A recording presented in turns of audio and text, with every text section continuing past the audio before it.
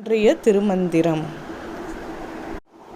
மனத்தில் எழுகின்ற மாயனன் ஆடன் நினைத்தறிவன் நேரில் தான் நினைக்கில எனக்கிறை அன்பிலன் என்பர் இறைவன் பிழைக்க நின்றார் பக்கம் பேணி நின்றானே.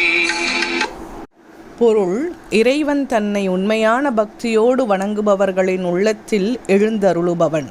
அவர்களின் உள்ளத்தை கொள்ளை கொள்ளும் மாயக்காரன். அவர்களின் அன்பு கொண்ட உள்ளத்தையே தனக்கு ஒரு நல்ல இடமாக எண்ணி அதிலேயே வசிப்பவன். அவர்களின் மனத்தில் நினைத்ததையெல்லாம் அறிந்தவன்.